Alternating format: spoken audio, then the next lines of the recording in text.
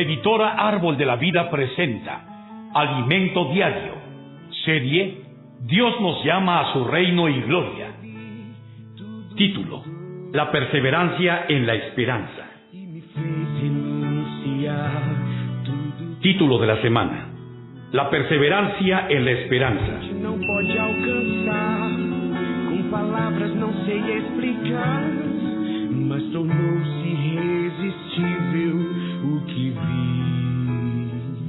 Lunes: La perseverancia en la esperanza.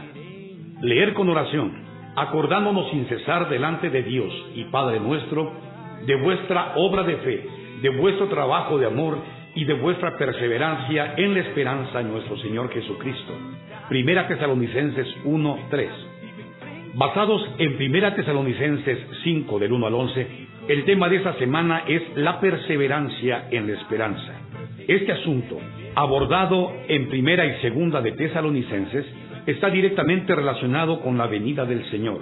La esperanza es lo que nos motiva a perseverar frente a las dificultades, de los sufrimientos y de las luchas. En el vivir de la iglesia debemos perseverar en la búsqueda por la madurez espiritual, con el objetivo de avanzar en las etapas de la filiación, pasando de hijos, niños o hijos maduros hasta convertirnos en hijos herederos, que es la etapa final, cuando seremos insertados plenamente en la gloria del Padre.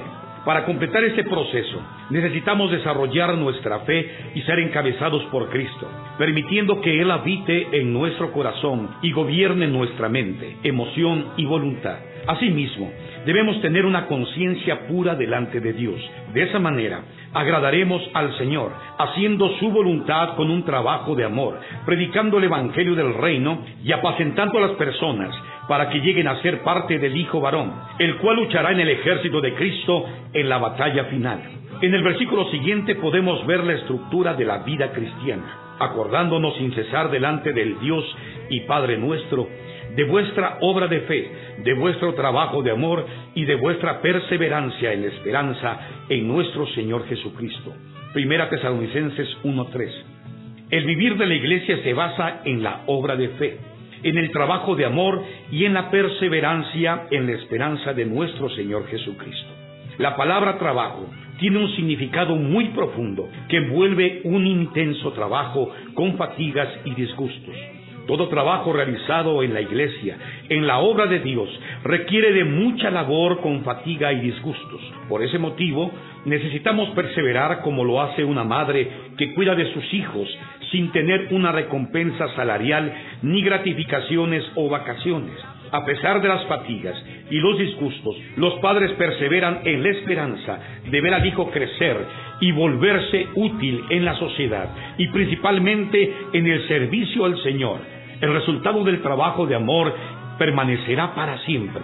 Y ahora permanecen la fe, la esperanza y el amor, estos tres, pero el mayor de ellos es el amor. Primera de Corintios 13:13.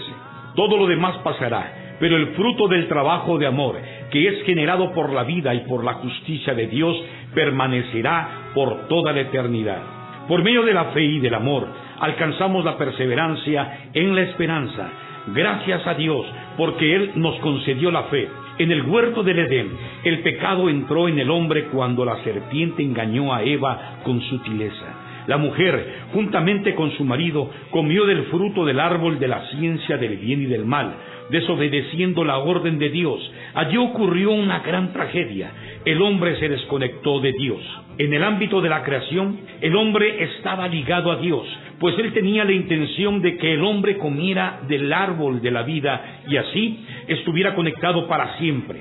Asimismo, por medio del Espíritu, sin embargo, el hombre transgredió la orden de Dios al escoger conectarse con la serpiente.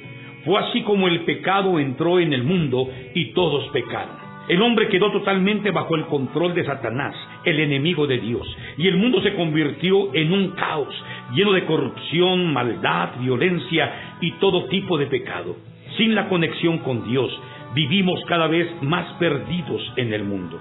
No obstante, nuestro Dios no desistió de su propósito. Él envió a su propio Hijo, que se revistió de la naturaleza humana, haciéndose hombre según nuestra semejanza para vivir en la tierra. Él pasó debilidades y fue obediente hasta la muerte y muerte de cruz. Esa muerte nos concedió la redención eterna. Gracias a esa redención, Dios nos justificó y perdonó nuestros pecados. Por medio de la fe, nos reconectamos con Dios y tomamos posesión de todo lo que el Señor realizó por nosotros. El contenido de la economía de Dios es la fe, que es Cristo, su Hijo. La fe existe en el universo, independientemente si el ser humano cree o no cree. Esa es la fe objetiva. No obstante, necesitamos entender cómo Cristo llega a ser nuestra fe subjetiva. La ilustración de la página siguiente muestra cómo la fe objetiva se vuelve nuestra fe subjetiva. La fe viene por la palabra de Dios. Según leemos, así que la fe es por el oír, y el oír por la palabra de Dios. Romanos 10:17. La fe viene por oír la palabra de Dios.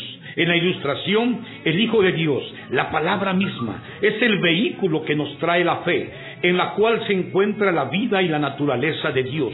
Cuando el Hijo nos alcanza, el camión que está cargado con la fe viene hasta nosotros. Gracias al Señor, un día recibimos el Evangelio, la palabra de la fe. ¿Y cuál fue la parte del cuerpo que primeramente recibió esa palabra? El oído. Es por eso que la fe viene por el oír. Necesitamos aceptar la palabra por medio de nuestro sentido de la audición.